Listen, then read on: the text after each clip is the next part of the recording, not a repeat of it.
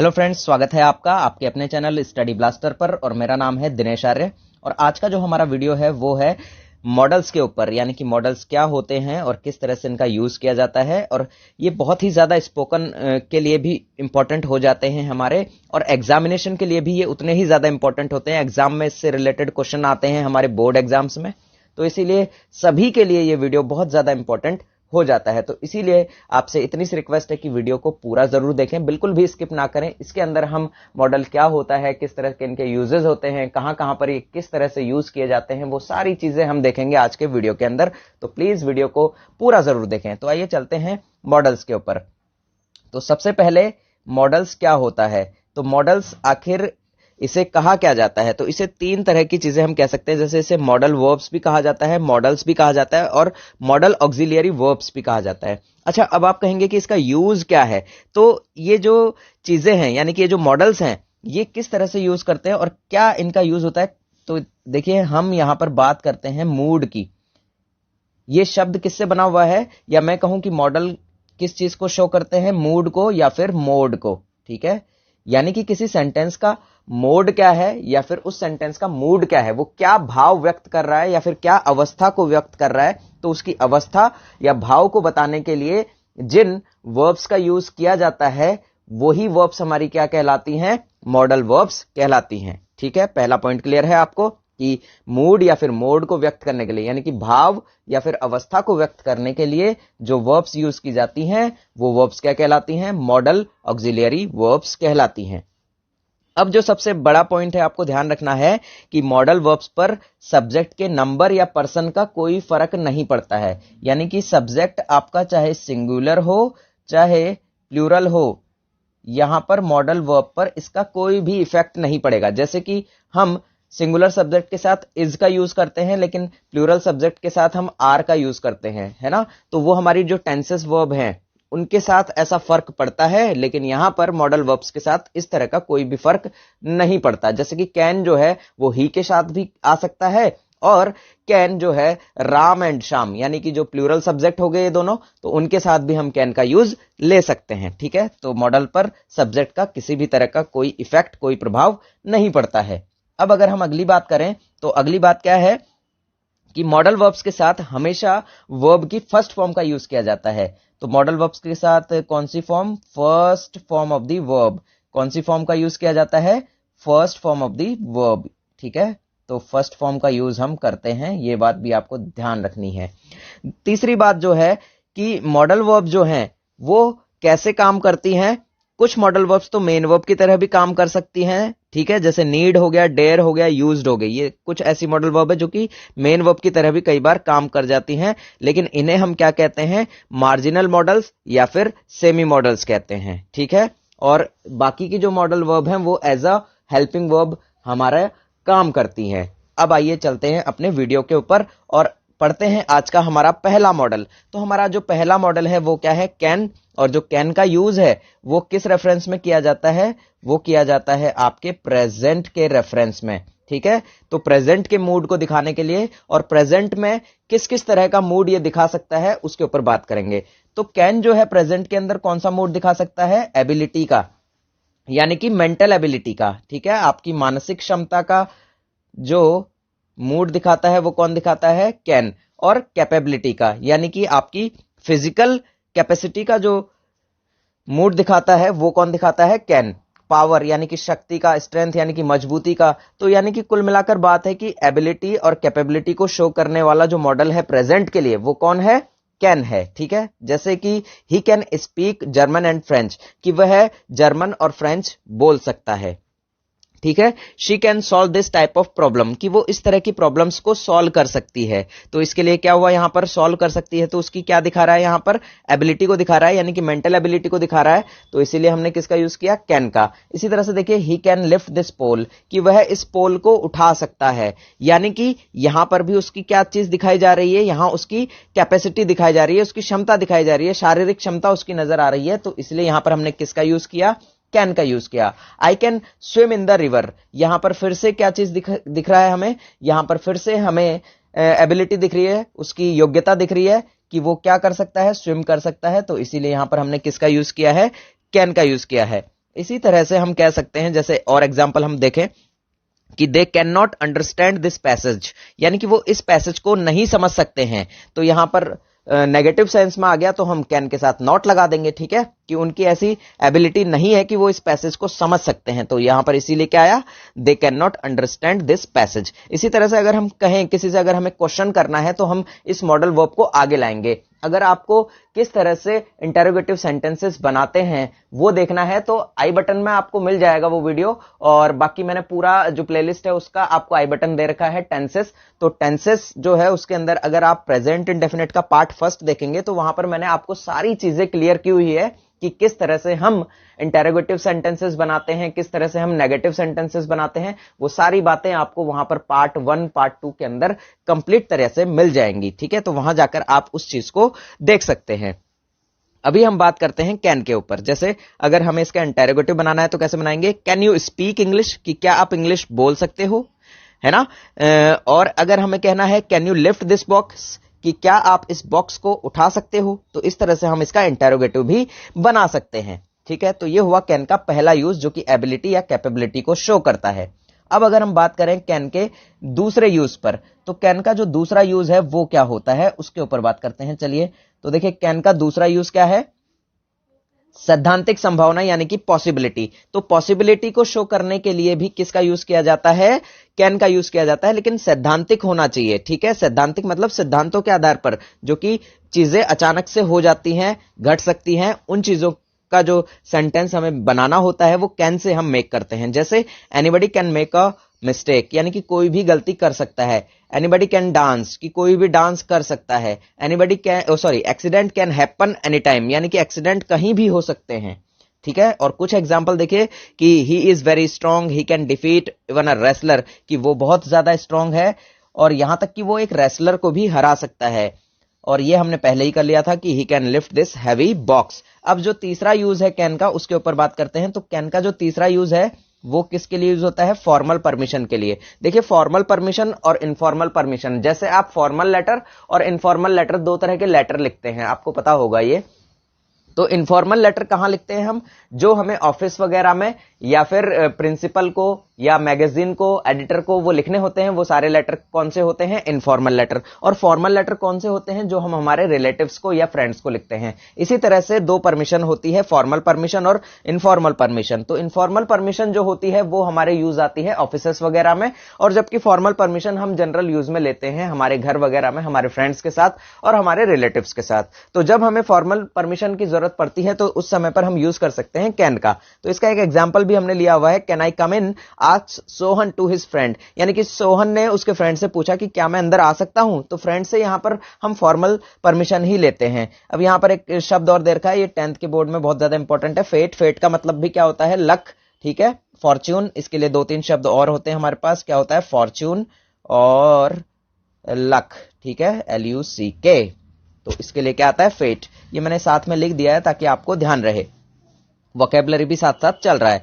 अब हम बात करें अगर कुड की, तो कुड का यूज किसके लिए होता है, कुड का यूज होता है हमारे पास्ट के लिए, ठीक है, ध्यान रखिएगा। कुड का यूज किसके लिए होता है, पास्ट के लिए यूज होता है कुड। और कुड का जो यूज है वो किस सेंस में होता है, बिल्कुल उसी सेंस में होता है जिस सेंस में कैन का यूज होता है, यानी कि एबिलिटी को दिखाने के लिए, कैपेबिलिटी को दिखाने के लिए, पॉसिबिलिटी को दिखाने के लिए, और किस चीज को दिखाने के लिए, फॉर्मल परमिशन को दिखाने के लिए, ठीक है। और लेकिन जो कैन का यूज था वो प्रेजेंट के रेफरेंस में था, जबकि कुड का यूज पास्ट के रेफरेंस में होगा, यानी कि पास्ट को शो करने के लिए। अगर आप स्पोकन कर रहे हैं तो आप इसका डायरेक्ट यूज ले सकते हैं, लेकिन एग्जाम में अगर आपसे पूछा जाएगा तो वो आपको एक कीवर्ड दी होगी जिससे कि आपको पता लगेगा कि सेंटेंस जो है वो पास्ट के अंदर फॉल कर रहा है। जैसे मैंने एक एग्जांपल भी लिया है, I could run very fast when I was young. ये जो व्हेन आई वाज यंग दिया हुआ है, इससे हमें पता लग रहा है कि सेंटेंस पास्ट के अंदर रन हो रहा है, यानी कि व्हेन आई वाज यंग, यानी कि जब मैं जवान था, I could run very fast, मैं बहुत तेज दौड़ सकता था, ठीक है, ये चीज ध्यान रखिएगा। उसके बाद देखिए, she could speak French fluently when she was 10 years old, यानी कि जब वो 10 साल की थी तब वो बहुत फ्लुएंट तरीके से, ठीक है, प्रवाहक से क्या बोल सकती थी, फ्रेंच बोल सकती थी, ठीक है। I could climb any tree when I was young, मैं जब जवान था, जब यंग था, तो मैं किसी भी ट्री पर चढ़ सकता था। She ran as fast as she could, है ना, वो ऐसे दौड़ी जितना वो दौड़ सकती थी, है ना, मतलब वो इतना तेज दौड़ी जितना तेज वो दौड़ सकती थी। उसको दिखाने के लिए भी हमने क्या किया, मतलब कि पास्ट की घटना को दिखाने के लिए भी हमने क्या यूज किया है, कुड का यूज किया है।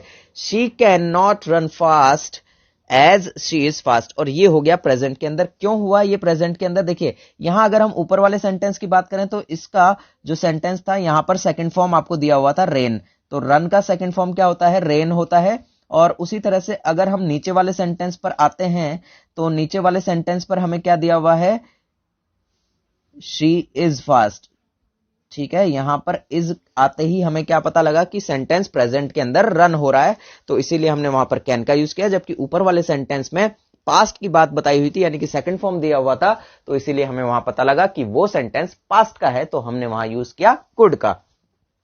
स्ट्राइफ का मतलब भी झगड़ा होता है, क्वेरल का मतलब भी झगड़ा होता है, ठीक है, QUARREL, ये भी ध्यान रख लीजिएगा आप। अच्छा, अब हम चलते हैं मे के ऊपर कि मे के क्या क्या यूज यहां पर हो सकते हैं। तो देखिए मे का पहला यूज क्या होता है, पर्पस, यानी कि किसी उद्देश्य को दिखाने के लिए हम मे का यूज कर सकते हैं सो दैट के साथ। किसके साथ, सो दैट के साथ। सो दैट के साथ हम दो सेंटेंसेस को जोड़ेंगे और हम मे का यूज वहां पर करेंगे। तो देखिए कैसे होता है मे का यूज, अगर हम देखें यहां पर एग्जाम्पल के थ्रू देखते हैं तो देखिए I worked hard so that I get good marks, कि मैं कठिन परिश्रम करता हूं, मतलब वर्क हार्ड करता हूं ताकि मैं अच्छे मार्क्स लेकर आ पाऊं। यहां पर क्या दिखा रहा है, उद्देश्य को पूरा करने की बात हो रही है यहां पर, ठीक है, क्योंकि मॉडल्स का काम ही क्या है, किसी मोड, अवस्था को दिखाना या मूड को दिखाना। तो यहां उद्देश्य पूर्ति की बात हो रही है, इसीलिए यहां पर क्या आएगा, सो दैट के साथ हम मे वाला सेंटेंस लगाएंगे उसके बाद। अब देखिए यहां पर सेकंड एक और एग्जांपल ले लेते हैं, we eat so that we may live, ठीक है, हम खाना खाते हैं ताकि हम जी सकें, ठीक। तो ये हो गया आपका मे का पहला यूज, जो कि किसके ऊपर है, जो कि उद्देश्य के ऊपर है, यानी कि पर्पस के ऊपर है, ठीक हो गई बात। अब देखिए यहां पर सो दैट की बजाय आप इन ऑर्डर दैट का भी यूज कर सकते हैं और अपने सेंटेंस को बना सकते हैं। यहां जरूरी नहीं है कि आप हमेशा सो दैट का ही यूज करें, सो दैट की बजाय इन ऑर्डर दैट का भी यूज कर लिया जाता है, ठीक है, इन ऑर्डर दैट। अब चलते हैं यहां पर देखिए FOE एक वर्ड दिया हुआ है, इसका मतलब क्या होता है, दुश्मन, ठीक है, यानी कि इनेमी। तो फो का मतलब भी क्या होता है, दुश्मन। ये क्लास 10th की बुक में आपको जो पोयम है उसके अंदर आपको ये वर्ड मिल जाएगा, तो इसीलिए मैंने इसको यहां पर ऐड किया हुआ है। अब देखिए परमिशन, परमिशन विद रिगार्ड, यानी कि परमिशन लेने के लिए, जैसे मैंने आपको थोड़ी देर पहले बताया था फॉर्मल और इनफॉर्मल, ठीक है। तो अभी हम अगर पढ़ के आए थे, देखिए आपको मैं दिखा देता हूं, मे के सॉरी कैन के अंदर, तो कैन के अंदर हमारी जो परमिशन थी वो कैसी परमिशन थी, यहां पर देखिए formal permission.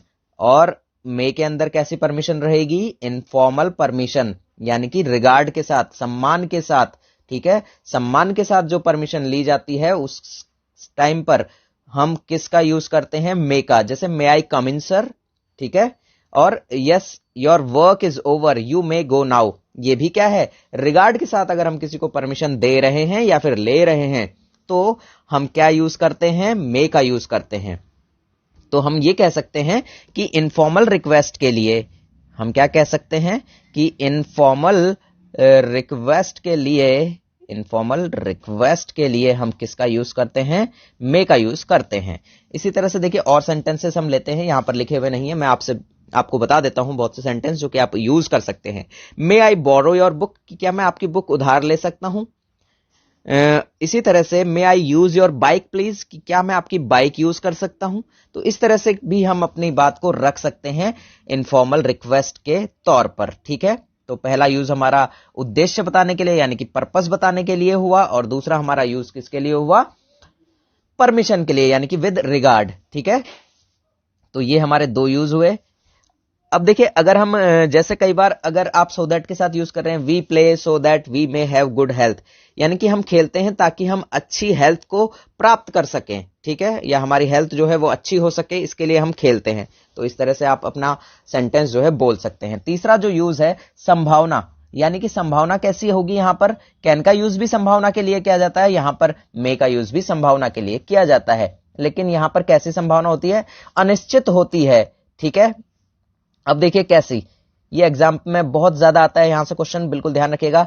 It may rain today, it may rain today यानी कि आज बारिश हो सकती है। अब देखिए यहां पर एक एग्जाम्पल दिया हुआ है, there are clouds in the sky, it may rain today, यानी कि जब संभावना बहुत ही ज्यादा हो, संभावना पॉसिबिलिटी क्या हो, ज्यादा हो, मैं इसको लिख देता हूं, पॉसिबिलिटी कैसी हो, मोर, यानी कि ज्यादा हो, तब हम किसका यूज करेंगे, मे का यूज करेंगे। यानी कि जब बादल हैं अगर आसमान में तो बारिश होने की संभावना ज्यादा होगी ना कि कम, है ना, तो इसीलिए उस टाइम पर हम क्या यूज करेंगे, मे का यूज। अभी माइट का यूज भी आएगा सेम ऐसा ही, तो इसीलिए इस सेंटेंस को ध्यान रखिएगा, मैं फिर से आपको वहां पर इस चीज को इंडिकेट करवाऊंगा। तो there are clouds in the sky, it may rain tonight, यानी कि आज आसमान में बादल हैं तो आज रात को क्या हो सकती है, बारिश हो सकती है। जैसे अगर हम कहें, कई बार हम ये भी कहते हैं कि आलोक में पास दिस ईयर, कि आलोक इस साल पास हो सकता है, तो संभावना कैसी है, यहां पर भी संभावना थोड़ी ज्यादा है, क्योंकि आलोक मान लीजिए मेहनत कर रहा है तो वो पास हो सकता है, यानी कि संभावना कैसी है, ज्यादा है। लेकिन बिल्कुल माइनर पॉसिबिलिटी जो होती है उसके लिए कैसा यूज आता है अभी बताऊंगा थोड़ी देर में, है ना, तो इसलिए बने रहिएगा वीडियो पर। अब देखिए आगे तीसरा जो यूज है ये बहुत ज्यादा इंपॉर्टेंट है, ये बहुत एग्जाम में आता है, विश और कर्स, यानी कि किसी को आशीर्वाद देने के लिए, यानी कि विश करने के लिए, किसी को बधाई देने के लिए, और कर्स यानी कि अभिशाप देने के लिए हम किसका यूज करते हैं, मे का यूज। जैसे may you live long life, यानी कि आप बहुत लंबी जिंदगी जियो, मे गॉड ब्लेस यू, तो यहां पर भी हम किसका यूज कर रहे हैं, मे का यूज कर रहे हैं, किसी को आशीर्वाद देने के लिए या फिर किसी को अभिशाप देने के लिए। जैसे कई बार हम ये भी कहते हैं may you go to hell, यहां पर हमने क्या दिया, उसे अभिशाप दिया, तो अभिशाप देने के सेंस में, यानी कि किसी को श्राप देने के सेंस में, बद्दुआ देने के सेंस में भी किसका यूज किया जाता है, मे का यूज किया जाता है। अब अगला चलते हैं माइट के ऊपर। तो माइट क्या है, पास्ट ऑफ मे, जिस तरह से मे के यूज हैं प्रेजेंट के लिए, उसी तरह से माइट के यूज हैं किसके, पास्ट के लिए। क्लियर हो गई बात। मे के जितने भी यूज हैं, जैसे पर्पस हो गया, परमिशन हो गया, आपका संभावना पॉसिबिलिटी हो गया, विश और कर्स हो गया, ये सारे यूज माइट में किसके लिए हो जाते हैं, पास्ट के लिए। ध्यान रखिएगा कि मे का यूज किसके लिए होता है, प्रेजेंट के लिए, और माइट का जो यूज होता है वो किसके लिए होता है, माइट का यूज होता है पास्ट के लिए। ठीक है, ये चीज ध्यान रखिएगा आप। अब चलिए चलते हैं, माइट पास्ट ऑफ मे, ठीक है, पास्ट है किसका, मे का। ये भी सेंस सकता है, सकती है, सकते हैं का ही देते हैं, और माइट सकता था का देता है। तो मे, कैन, कुड, ये सारे क्या है, एक दूसरे से रिलेट होते हैं हिंदी के अंदर। तो अब देखिए, she wished that I might live long, कि उसने क्या कामना की या क्या उसने विश किया कि आई माइट लिव लॉन्ग, कि मैं एक लंबी जिंदगी जीऊं। ठीक है, ये जनरली ये नरेशन बना दिया गया है, यानी कि डायरेक्ट का इनडायरेक्ट फॉर्म है। जब आप डायरेक्ट और इनडायरेक्ट पढ़ेंगे तो उस टाइम पर ये चीजें और ज्यादा अच्छे से क्लियर हो पाएंगी। अब देखिएगा रिमोट पॉसिबिलिटी, जिसकी मैं अभी आपसे थोड़ी देर पहले बात कर रहा था। तो for remote possibility in present tense, the sky is clear now, it might rain today, यानी कि जो आसमान है वो पूरी तरह से क्या है, साफ है, लेकिन फिर भी क्या है, आज रात को बारिश हो सकती है। यानी कि जब आसमान साफ है तब भी बारिश होने की संभावना तो होती ही है। कई बार ऐसा होता है कि बिल्कुल एक भी बादल नहीं है, लेकिन फिर भी क्या हो जाती है, बारिश हो जाती है। तो ये संभावना कैसी है, लेकिन वहां पर संभावना बिल्कुल नाम मात्र की संभावना है, यानी कि माइनर पॉसिबिलिटी है। ठीक है, जिसे हिंदी में कहते हैं बिल्कुल कम, एकदम माइनस में है संभावना, लेकिन फिर भी क्या है, संभावना तो है ही।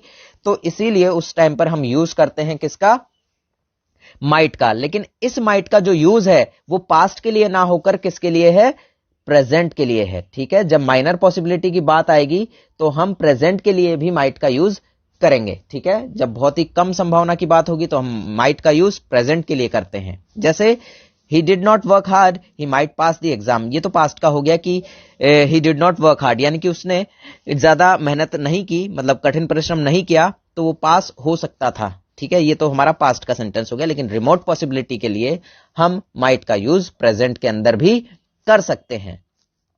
ठीक है, जैसे कि हम कहें कि दे माइट हेल्प यू, अगर आप कोई ऐसे व्यक्ति हैं जो कि हेल्प नहीं करते हैं किसी की, तो हो सकता है कई बार वो कर भी दे, तो इस तरह के लोगों के लिए हम क्या कह सकते हैं, दे माइट हेल्प यू, अब देखिए पर्पस फॉर पास्ट, जिस तरह से हम प्रेजेंट के अंदर पर्पस को शो करने के लिए मे का यूज करते हैं, उसी तरह से पास्ट के अंदर पर्पस को शो करने के लिए माइट का यूज किया जाता है। कुछ एग्जाम्पल देखते हैं, जैसे कि he worked hard so that he get good marks, यानी कि उसने बहुत कठिन मेहनत की ताकि वो अच्छे मार्क्स लेकर आ सके। We played well so that we might win the match, हम बहुत अच्छा खेले ताकि हम मैच को जीत सकें। ठीक है, अब चलते हैं विल और शैल के यूज पर। विल और शैल का यूज जैसे कि आप जानते हैं कि फ्यूचर के टेंस में भी होता है और साथ ही साथ मॉडल्स में भी होता है। जब इसका यूज मॉडल्स में होता है तो कुछ कंडीशंस होती हैं, कुछ मूड होता है, कुछ मोड होते हैं, उस अकॉर्डिंग होता है। जैसे प्रॉमिस या फिर अश्योरेंस, ये देखिए पहला यूज क्या है, प्रॉमिस या फिर अश्योरेंस भी हम इसे कह सकते हैं। अश्योरेंस यानी कि किसी को बिल्कुल पक्का वादा करना, है ना, सुनिश्चितता करना। तो प्रॉमिस या अश्योरेंस के लिए इसका पहला यूज है। और यहां पर ध्यान रखिएगा कि जब हम फ्यूचर टेंस के अंदर इसका यूज करते हैं तब हम आई और वी के साथ, जनरली आपने पढ़ा होगा कि शैल का यूज किया जाता है, लेकिन आई और वी के साथ मॉडल्स के अंदर जब वो इन कंडीशंस को दिखाता है, इन मूड्स को दिखाता है, इन मोड्स को दिखाता है, तब इसमें आई और वी के साथ विल का यूज किया जाता है, जैसे प्रॉमिस और अश्योरेंस के लिए कर रहे हैं हम यहां पर। देखिए पहला एग्जाम्पल देखिए, एक यू शैल बी रिवॉर्डेड, यानी कि आपको पुरस्कृत किया जाएगा, आपको इनाम दिया जाएगा। I promise I will not repeat this mistake in future, यानी कि मैं प्रॉमिस करता हूं कि मैं फ्यूचर के अंदर इस मिस्टेक को रिपीट नहीं करूंगा।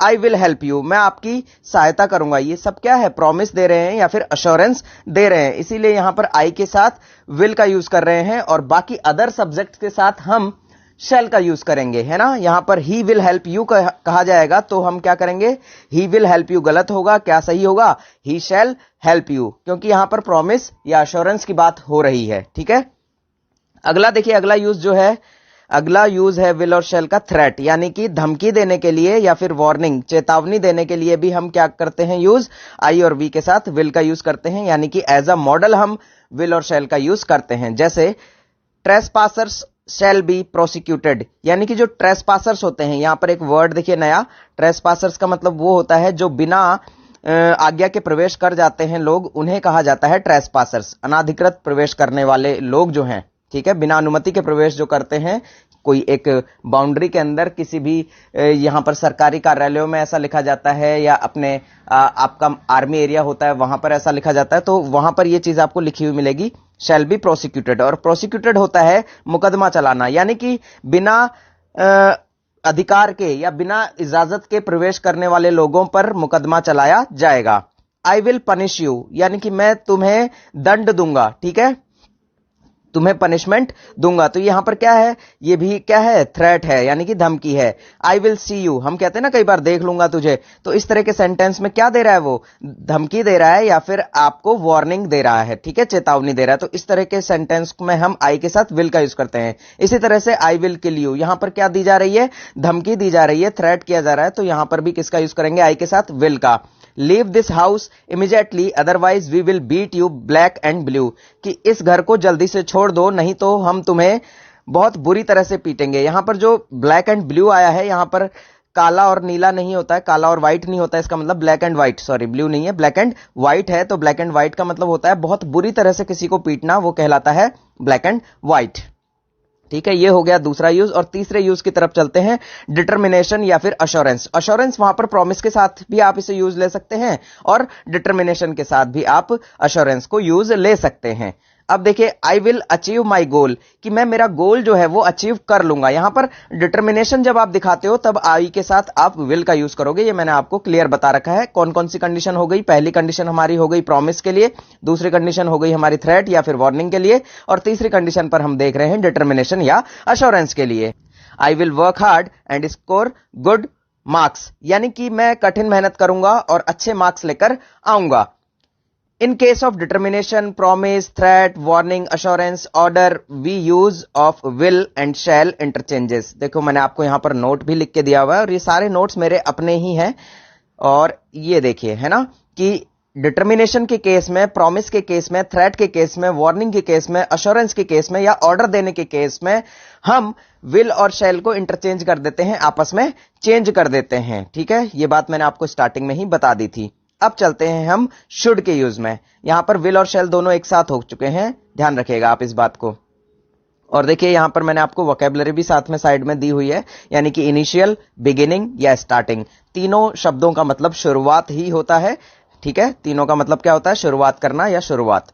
शुड का मतलब वैसे तो चाहिए के सेंस में आता है, लेकिन ये नीड के सेंस में नहीं आता। यहां पर शुड चाहिए का अर्थ देता है, ये ध्यान रखिएगा। यहां पर अर्थ की बात बहुत इंपॉर्टेंट है कि यहां पर हमेशा चाहिए के लिए शुड नहीं आएगा। जैसे मैं एक कप चाय चाहता हूं, तो ये आपको प्रेजेंट इंडेफिनिट में पता बनाना है, मुझे एक कप चाय चाहिए, I want a cup of T, है ना। तो वहां पर भी चाहिए आ रहा है, लेकिन फिर भी हम उसे शुड के साथ नहीं बनाएंगे, वहां पर हम प्रेजेंट इंडेफिनिट के साथ उस सेंटेंस को बनाएंगे। लेकिन शुड का यूज एक स्पेशल कैटेगरी के साथ, स्पेशल कंडीशंस के साथ होता है। जैसे कि पहली कंडीशन क्या आती है? सजेशन और एडवाइस, यानी कि किसी को सजेशन देने के लिए या फिर एडवाइस देने के लिए हम शुड का यूज करते हैं। कुछ एग्जांपल्स पर हम बात करते हैं।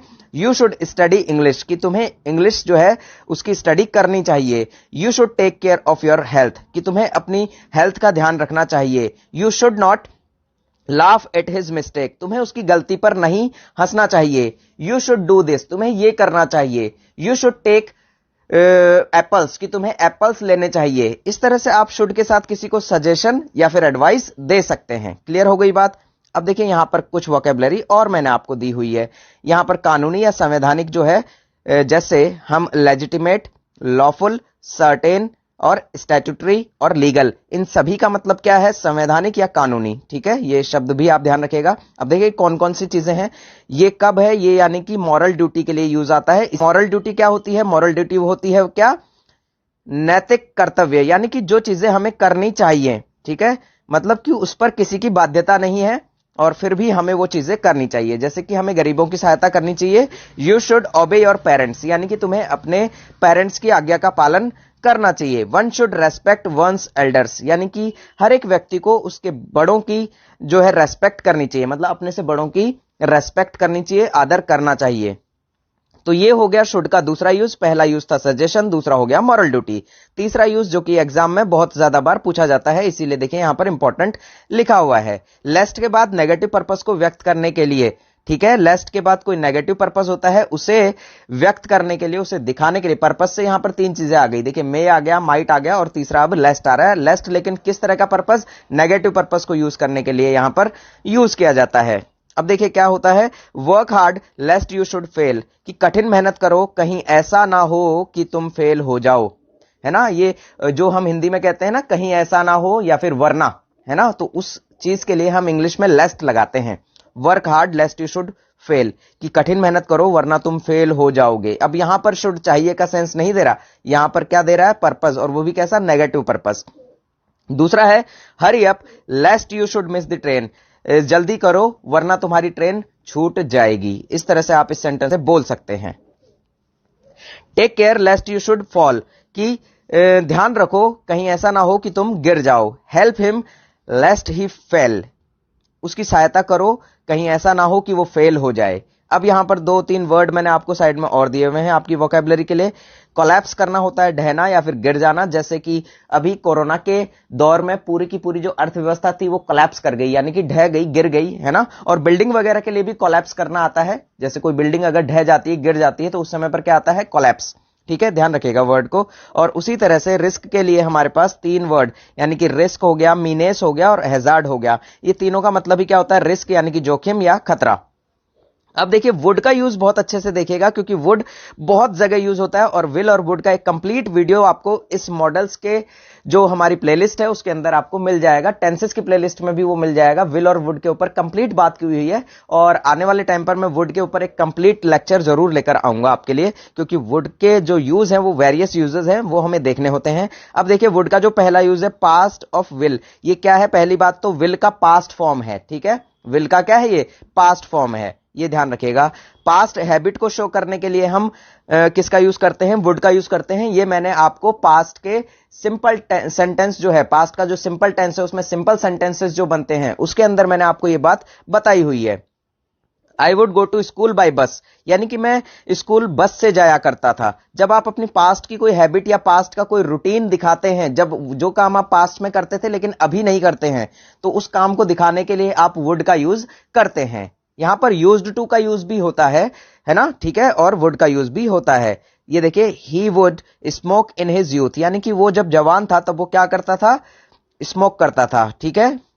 अब यहां पर एक वर्ड और देख लीजिए, ऑब्सोलीट, यानी कि चलन से बाहर, जैसे कि आउट ऑफ फैशन हम इसे कह सकते हैं। ये वर्ड ध्यान रखिएगा, आउट ऑफ फैशन। ठीक है, ऑब्सोलीट। बाकी वोकेबलरी में आपकी लेकर आता रहूंगा। दूसरी चीज, प्रेफरेंस और चॉइस के लिए भी हम प्रेजेंट के अंदर, अब देखिए ये पहला यूज क्या था वुड का, पास्ट के अंदर। ये देखिए यहां पर ध्यान रखिएगा, पहला यूज पास्ट के अंदर और दूसरा यूज प्रेफरेंस और चॉइस के लिए किसके अंदर होगा, प्रेजेंट के अंदर। प्रेजेंट के अंदर प्रेफरेंस या चॉइस को शो करने के लिए किसका यूज किया जाएगा, वुड का। I would rather die than beg, यानी कि मैं मांगने से अच्छा मरना पसंद करूंगा। यहां पर देखें, I would rather take coffee than tea, कि मैं कॉफी की बजाय चाय पीना पसंद करूंगा। अब देखिए अगला जो यूज है वुड का, वो क्या है, पोलाइट रिक्वेस्ट और ऑफर के लिए। यहां पर पॉलिश लिख दिया गया है, इसको आप सही कर लीजिएगा। इसको आपको क्या लिखना है, यहां पर पोलाइट लिखना है। ठीक है, ध्यान रखिएगा, पोलाइट रिक्वेस्ट है ये, तो इसको थोड़ा सा, ये रिटर्न में मिस्टेक है। तो पोलाइट रिक्वेस्ट और ऑफर के लिए प्रेजेंट के अंदर ही हम किसका यूज करते हैं, वुड का। Would you take some water, क्या आप पानी लेना पसंद करेंगे। वुड यू हेल्प मी, क्या आप मेरी सहायता करोगे या मेरी सहायता कर दोगे। Would you dance with me, क्या आप मेरे साथ डांस करोगे। तो ये प्रेजेंट के लिए दिखा रहा है ना। तो प्रेजेंट का जो कि इंस्टेंट एक्शन हो रहा है उसके ऊपर जो है चॉइस या फिर रेफरेंस को या फिर पोलाइट रिक्वेस्ट के लिए आपको क्या यूज होता है, वुड। अब अगला है विश। विश के लिए भी हम वुड का यूज करते हैं, और किसके साथ, लाइक टू के साथ। जैसे कई बार हम कहते हैं I would like to be a doctor, I would like to be a engineer, है ना।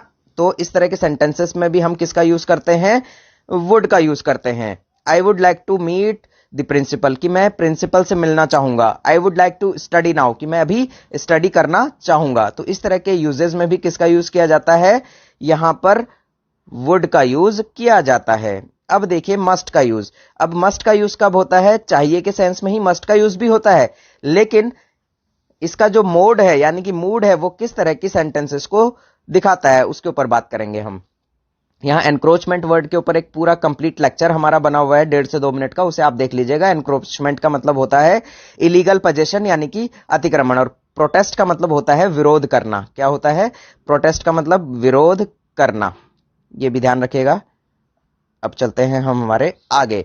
तो देखिए मस्ट का जो यूज है बहुत ही ज्यादा स्पेशल यूज है। मस्ट कंपल्सन के लिए यूज होता है और लीगल ड्यूटी के लिए यूज होता है, लीगल एडवाइस के लिए यूज होता है। यानी कि जो चीज हमें कानूनी तौर पर करनी ही है उस जगह पर हम यूज करते हैं किसका, मस्ट का। जैसे we must follow the traffic rules, कि हमें ट्रैफिक रूल्स को फॉलो करना चाहिए। ये हमारी कैसी ड्यूटी है, ये हमारी मॉरल ड्यूटी नहीं है, ये हमारी कैसी ड्यूटी है, लीगल ड्यूटी है। यानी कि हमारी कानूनी ड्यूटी बनती है, हमारा कानूनी कर्तव्य बनता है। अगर हम इस ड्यूटी को फॉलो नहीं करेंगे तो हमारे ऊपर किसी भी तरह का फाइन लगाया जा सकता है। तो उस ड्यूटी के लिए आता है must. We must pay our taxes, कि हमें हमारे टैक्सेस जो है वो पे करने चाहिए। अब इसी तरह से अगर आगे हम चलें नेक्स्ट यूज के ऊपर, तो नेक्स्ट यूज क्या है, कंपल्सन या फिर डिटर्मिनेशन के लिए भी मस्ट का यूज किया जाता है। तो देखिए candidates must use the ball pen to fill the entries, यानी कि कैंडिडेट्स को बॉल पेन का यूज करना होगा या करना चाहिए जो भी एंट्रीज है उनको फिल करने के लिए।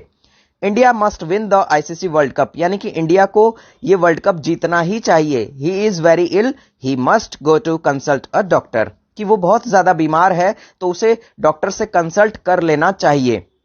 यानी कि यहां पर क्या आ गई, यहां पर उसकी कंपल्सन आ गई। अगर वो बीमार है बहुत ज्यादा तो उसे डॉक्टर से कंसल्ट करनी ही चाहिए। यहां पर शुड नहीं आएगा, यहां पर आप उसे सजेस्ट नहीं करेंगे, यहां पर आप क्या करेंगे, कंपल्सन करेंगे कि आपको कर ही लेना चाहिए अब तो डॉक्टर से संपर्क या डॉक्टर से कंसल्ट। स्ट्रॉन्ग पॉसिबिलिटी को शो करने के लिए किसका यूज किया जाता है, तो स्ट्रॉन्ग पॉसिबिलिटी के लिए भी हम यूज करते हैं किसका, मस्ट का। तो देखिए यहां पर स्ट्रॉन्ग पॉसिबिलिटी दिखाया जा रहा है आपको किस तरह से, कि he has 5 cars, he must be rich, कि उसके पास 5 कार हैं तो वो क्या होना चाहिए, अमीर होना चाहिए।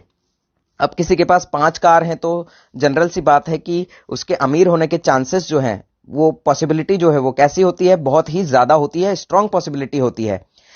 ही stays in 5 star hotels and travels by flight, he must be very rich. अब देखिए कोई व्यक्ति है जो कि स्टे करता है 5 स्टार होटल्स में और फ्लाइट से जो है ट्रेवल करता है, तो उसका अमीर होना क्या है, बहुत ही नॉर्मल सी बात है, यानी कि ही मस्ट बी वेरी रिच, यानी कि वो अमीर होना चाहिए। ठीक है। He got first rank in IAS exam, he must be intelligent. अगर किसी व्यक्ति ने आईएएस, जो कि इंडिया का सबसे टॉप लेवल का एग्जाम है, उसके अंदर अगर फर्स्ट रैंक जो है उसने अगर प्राप्त की है, तो वो क्या होना चाहिए? वो इंटेलिजेंट होना चाहिए, वो बिल्कुल इंटेलिजेंट होगा। तो इसीलिए ये सेंटेंस है कि he got first rank in IAS exam, he must be intelligent, कि उसने फर्स्ट रैंक जो है आईएएस एग्जाम में प्राप्त की है, तो वो क्या होगा? बिल्कुल निश्चित तौर पर जो है वो इंटेलिजेंट होगा।